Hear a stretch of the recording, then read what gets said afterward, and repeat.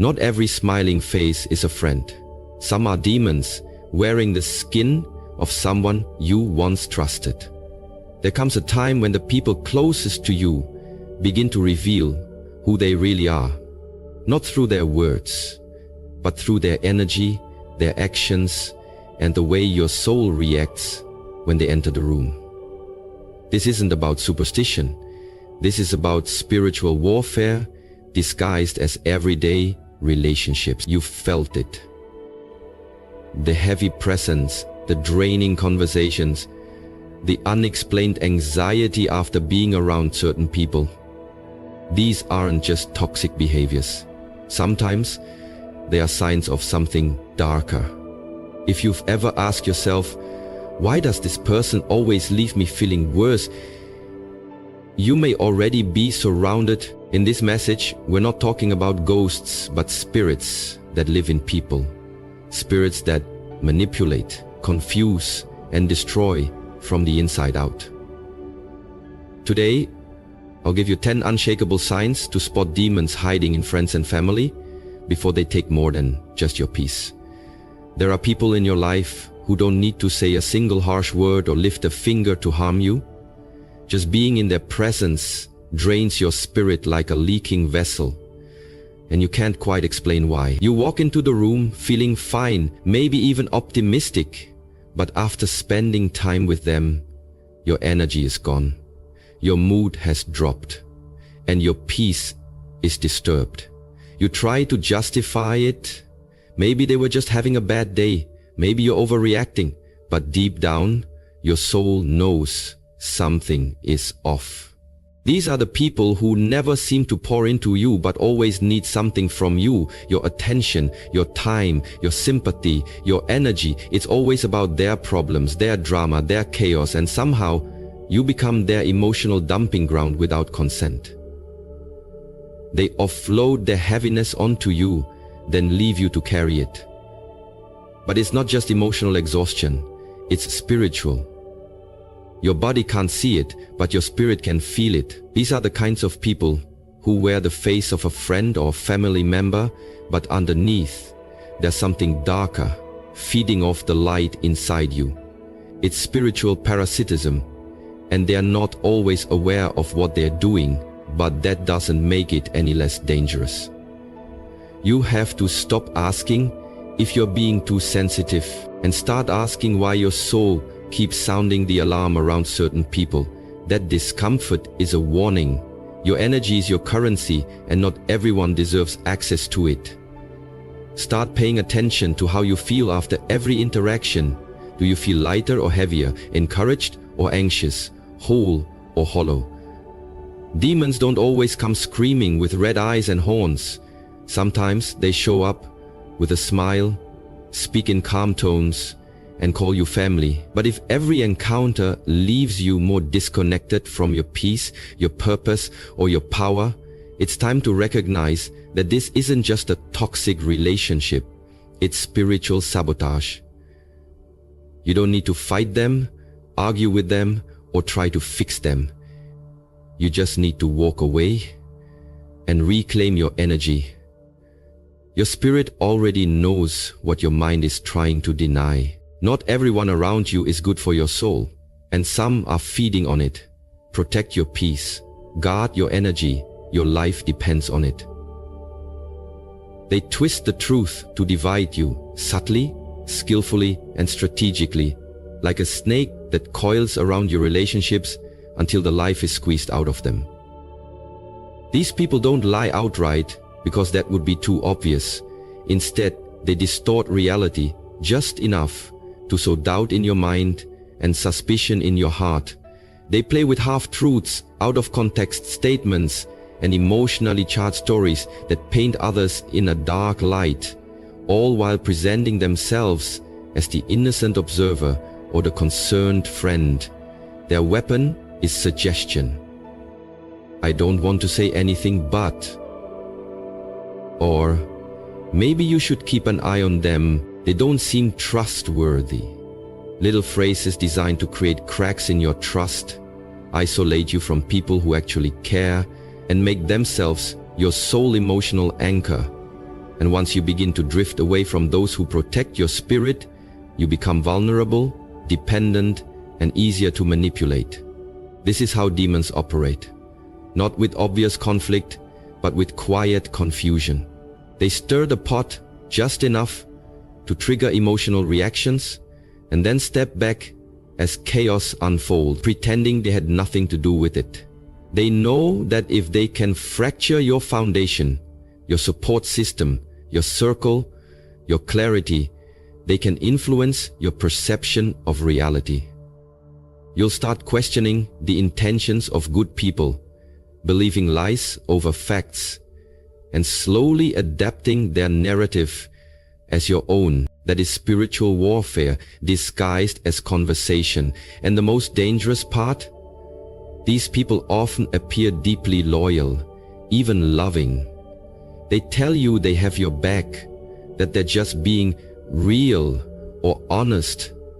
But what they're really doing is planting spiritual poison between you and your peace. You'll begin to wonder why you're feeling more paranoid, why you're second-guessing relationships that once felt solid, and why your world feels heavier, until you trace it back to one person who always seems to be the common denominator in every broken bond. That's not a coincidence. That's a calculated disruption. Demonic spirits don't always scream, they whisper. They gaslight, they charm, and they divide. When someone consistently brings division but never resolution, constantly highlights flaws in others but never owns their own, understand this: they're not trying to protect you, they're trying to isolate you. And once you're alone, they own you. Wake up, protect your relationships, and most of all, protect your mind from the lies that come dressed as concern. They celebrate your weakness, not your strength, and if you're not paying close attention, you mistake their false concern for real support. These are the people who clap the loudest when you're broken, but go silent when you start to heal. They're right there to comfort you when you've hit rock bottom, when your heart is shattered, when your plans fall apart. But the moment you begin to rise, to gain clarity, to walk in confidence, their energy shifts. Suddenly, they're distant, sarcastic, dismissive, or even resentful. Why? Because your strength threatens their illusion of superiority. Your power exposes their insecurity. As long as you're struggling, they feel needed, relevant, even elevated. But when you stand tall, they feel small. So they prefer you dependent, not independent, uncertain, not empowered. And that's the twisted truth. They don't truly love you. They love the version of you that makes them feel better about themselves. They love the broken you because it doesn't challenge them. They love the version of you that doubts your worth, that seeks their approval, that remains in a state of emotional debt. But when you start setting boundaries, prioritizing yourself, dreaming bigger, and stepping into your purpose, they can't hide their discomfort. They may disguise their jealousy as humor, mocking your ambition, calling your progress a phase, or belittling your dreams as unrealistic.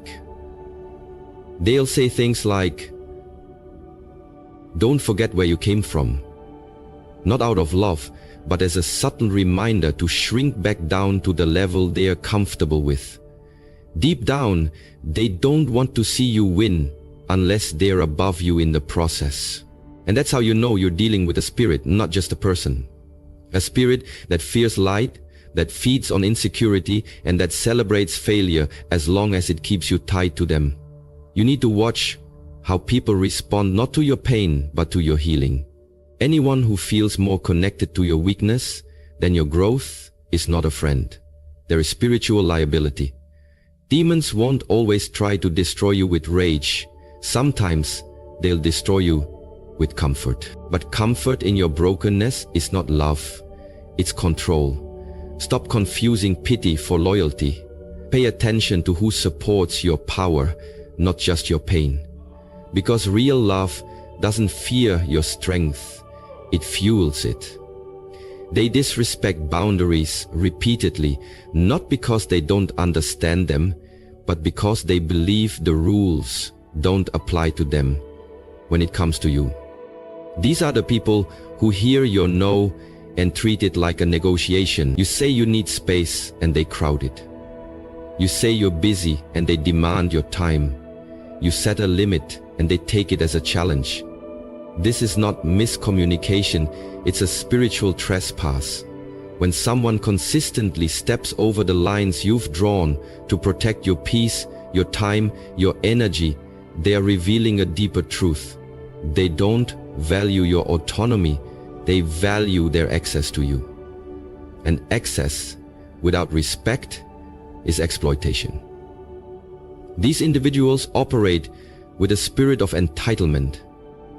They feel entitled to your time, your presence, your attention, and your emotional bandwidth, even when you've made it clear that you're running low. They disguise their intrusions as love or concern, but at the core, it's about control. Boundaries threaten people who seek power over you. They can't manipulate what they can't reach, and so they push, little by little, testing your resolve, waiting for you to cave in like you always have. They use guilt to make you second guess your right to protect your peace.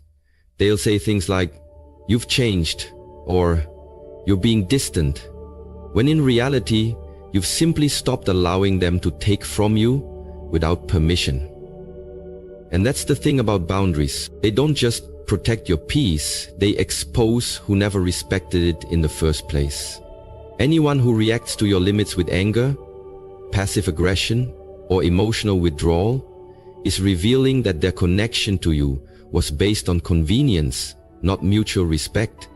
And when you try to assert your spiritual and emotional sovereignty, they feel personally attacked because in their world, your availability defines your value. But hear this clearly, you don't owe anyone unlimited access to your life, especially those who trample over your spirit just to get what they want.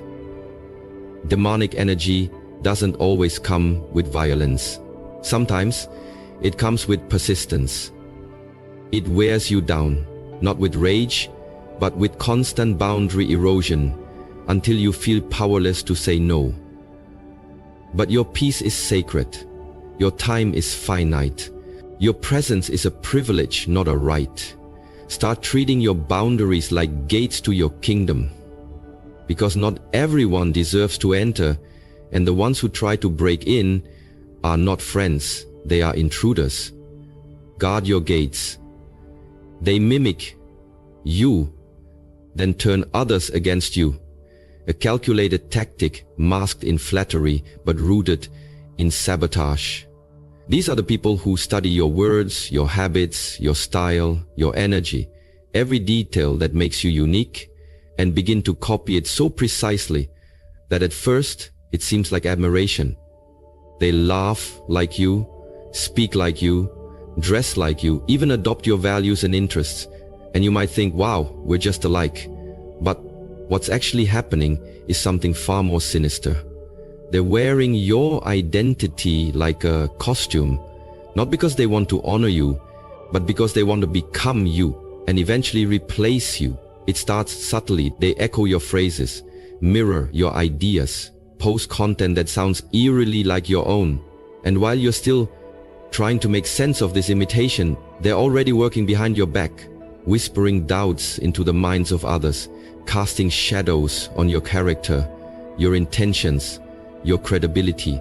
They'll say things like, "I don't know if they're really who they claim to be," or "They've changed, they're not genuine anymore," slowly poisoning your relationships with people who used to support you. The most twisted part?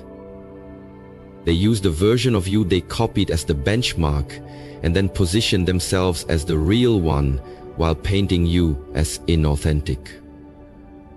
It's not just betrayal. It's identity theft with a spiritual agenda. These are not just insecure people looking for inspiration, They are vessels for a spirit that envies your light but lacks its own source. That spirit imitates because it can create. It steals because it has no soul of its own, and when it realizes it can't outshine you naturally, it tries to dim you through sabotage.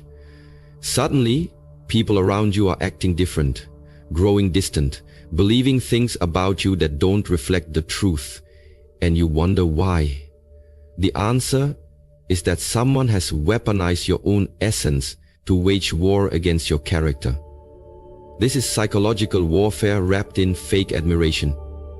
It's not just a toxic person, it's a parasitic spirit, using your brilliance to build their identity, and then turning that stolen light against you. The only way to defeat it is to stand firm in who you are, stay rooted in your truth, and let the imitation reveal itself over time, because no counterfeit can last forever in the presence of authenticity. Protect your identity like your life depends on it, because spiritually it does. They use guilt to keep you connected, not love, not respect. Guilt, a spiritual leash made of emotional manipulation, designed to keep you tied to them long after the relation has run its course. These people don't care if the connection is healthy, mutual, or life-giving. They only care that you stay close enough for them to keep pulling from you, your time, your energy, your loyalty. And when they sense you're waking up, pulling back, setting boundaries, or beginning to heal, they don't apologize or change. They weaponize guilt. They remind you of all they've done for you, of how much they need you, or how hurt they'd be if you abandoned them. They'll say things like, "So you're just gonna leave me? Or after everything I've done?" Knowing those words hit you where you're most vulnerable, your empathy. They twist your compassion into a chain, convincing you that leaving them equals betrayal, even when staying with them means betraying yourself. And you feel stuck, not because you love them, but because you're afraid of being seen as heartless. But let me tell you something. Guilt is not proof of love. It's a control tactic used by people who benefit from your silence and self-sacrifice. A demon will never say thank you, but it will always say, "How could you?" These spirits latch onto your sense of duty and use it to drain your soul. Little by little, they will, until you're exhausted from trying to fix what was never yours to carry. They don't want healing, they want access. They don't want partnership, they want possession. They know that as long as you feel guilty for leaving, you'll stay, even when it's killing you spiritually. But love does not guilt trip. Real love empowers, uplifts, and frees you. Guilt binds you to people who refuse to grow, who see your evolution as a threat to their control. It's not your job to shrink so they can feel secure. It's not your job to sacrifice your peace to maintain a false image of loyalty. You are not a savior, and they are not your responsibility. Emotional blackmail is spiritual abuse in disguise. And the moment you recognize it, you have a choice. Stay in the prison they built with your guilt, or break free and reclaim your soul. You don't owe permanent access to people who only show up when you feel too guilty to walk away. Let guilt go and let yourself grow. They trigger deep, unexplainable anxiety.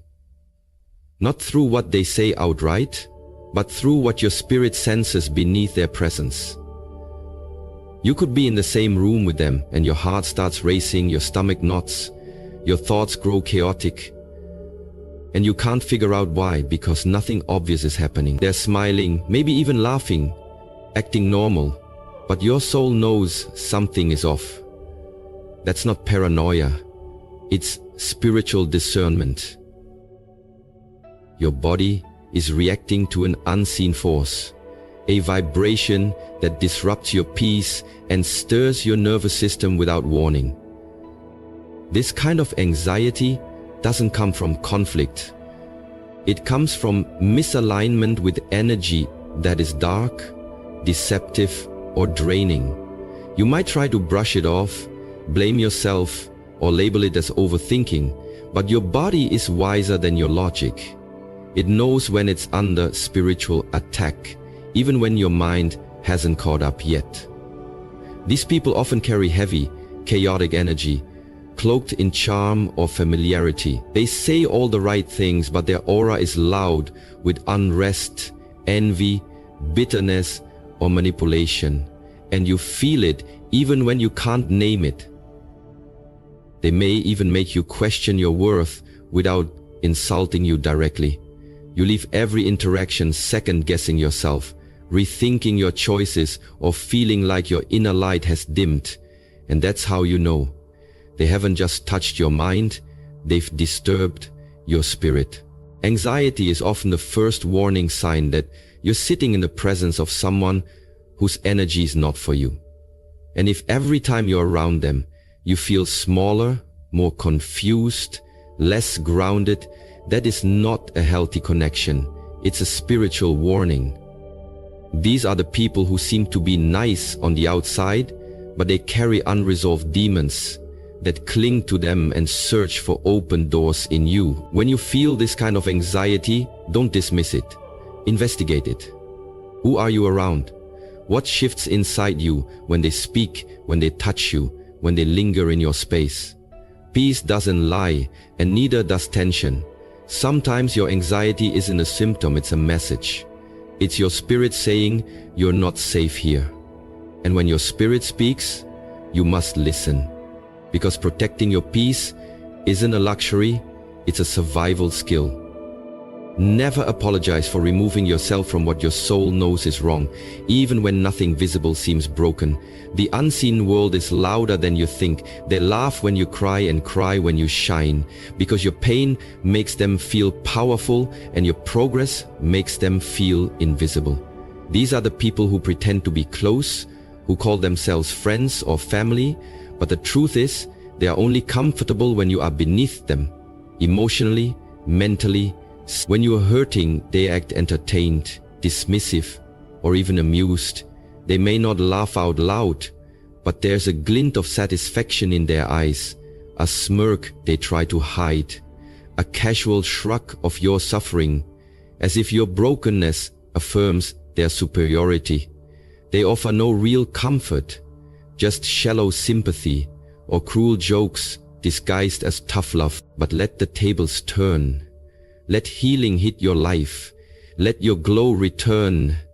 Let doors start opening, and suddenly they grow distant, silent, even hostile.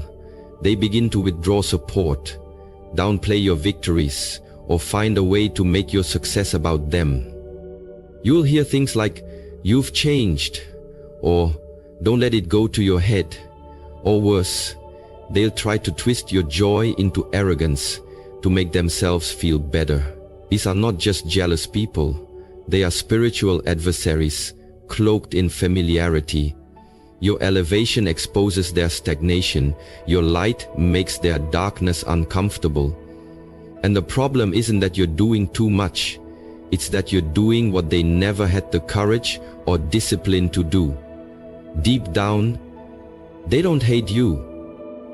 They hate what you represent. Growth, healing, and potential that refuses to be caged. When you cry, they don't reach to lift you. They observe like spectators at a show, because your pain is their entertainment. But when you rise, when you shine, when you finally walk in your worth, they feel abandoned by the version of you that made them feel superior. That's not love, that's spiritual bondage.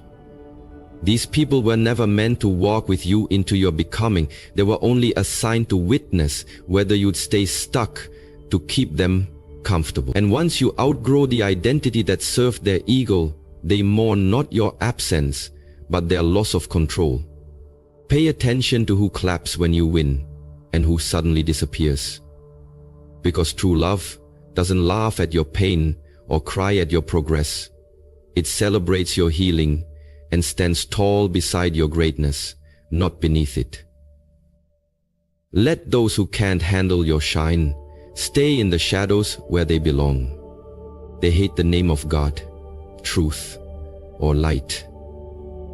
Not always with words, but with reactions, with discomfort, with silent resistance that grows louder every time righteousness enters the room. These are the people who seem fine until you start speaking life.